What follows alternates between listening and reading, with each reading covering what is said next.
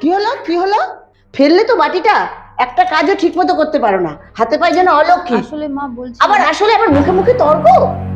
এই বাবু শোন, কি হয়েছে মা, এত চেঁচামেচি করছো কেন এই তোমরা? শোন, তুই এক্ষুনি ওকে বাপের বাড়ি দিয়ে কিন্তু আসবি। মা, কোনো কিন্তু না, আমি বলেছি তাই ওকে বাপের বাড়ি দিয়ে আসবি। আর ওর মাকে আমি ফোন করে বলে নেব যে 4-5 দিন মেয়েকে রেখে কাজবাজ শিখিয়ে আমার বাড়িতে পাঠায়।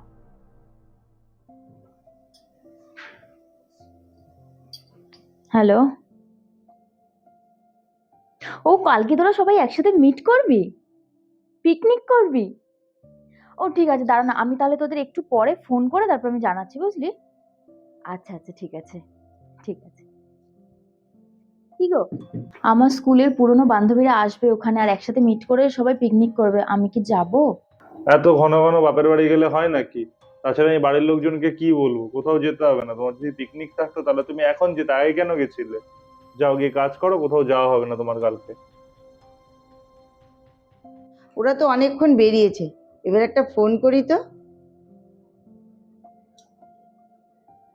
হ্যাঁ, হ্যালো দিদি, কেমন আছেন? হ্যাঁ আমি ভালো আছি, আপনি ভালো আছেন তো? হ্যাঁ হ্যাঁ, আচ্ছা। বৌমা পৌঁছেছে?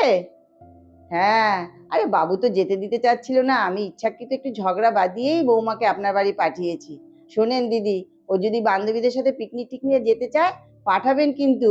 আর কোনো বকাঝকা করবেন না কিন্তু বৌমাকে। আর আমি যে পাঠিয়েছি সে কথাটা যেন বৌমা জানতে না পারে।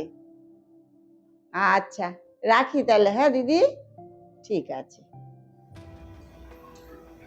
এ কি, ও বাপের বাড়ি থেকেও চলে আসলে? সেখানেও থাকতে পারলে না? তা তোমার মা কি কোনো কাজ বাজ শিখিয়ে পাঠিয়েছে না এমনিই চলে এলে?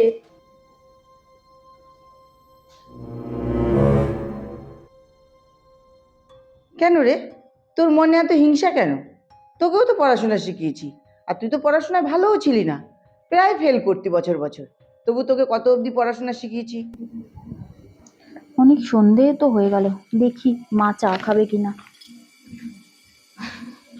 আর ওর বিয়ে হয়ে গেছে বলে কেউ পড়াশোনাটা শেষ করবে না? ও তো সামান্য পড়া বাকি আছে। হ্যাঁ, একটা বছরের জন্য ওর পড়াটা নষ্ট করে দেবো? একটা ফালতু কথাবার্তা বলছিস, রাখ তুই ফোন এখন। বাহ, দিব্যি বসে বসে ফোন ঘাটছো? তা তুমি কলেজে ভর্তি হয়েছো কি করতে? আমার ছেলে টাকাগুলো ধ্বংস করতে, না কলেজে ফুর্তি করতে? তুমি যতই ওপর দিয়ে শক্ত দেখাও, কঠোর থাকো না কেন, আমি জানি তুমি ভেতর থেকে একদম নরম, আর তুমি তোমার মেয়ের থেকে আমাকে বেশি ভালোবাসো।